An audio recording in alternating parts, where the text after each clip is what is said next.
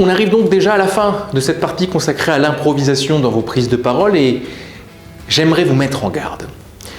Vous mettre en garde en vous disant qu'il existe, je crois, 2 écueils dans lesquels il vaut mieux ne pas tomber quand on parle de préparation et d'improvisation.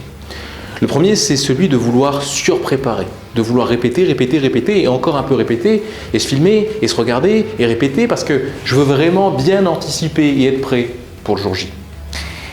Vous risquez de tomber dans la surpréparation qui va créer du stress, vous rapprocher de ce qu'on appelle l'effet poésie. Vous vous rappelez quand on était en CM2 et qu'on voulait à tout prix dire au mot près ce qui était prévu parce que sinon on perdait des points.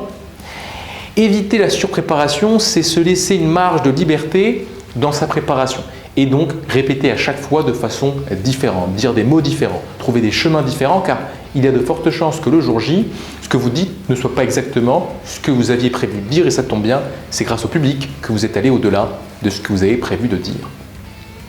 Pour éviter la surpréparation, vous allez préparer en faisant de l'oral par l'oral, à chaque fois des versions différentes. Et puis, préparez-vous grâce à l'improvisation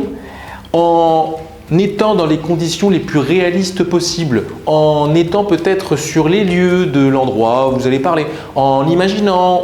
à quoi ressemblera l'endroit, en utilisant, moi je m'en sers pas mal avec certains clients, des casques de réalité virtuelle pour visualiser au mieux l'espace dans lequel vous serez.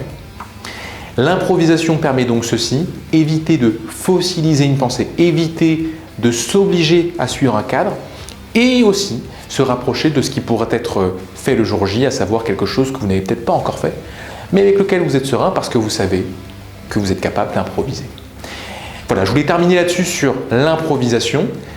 Théorie, pratique, entraînez-vous à improviser et nous on se retrouve demain pour la suite qui va être encore un peu plus corsée.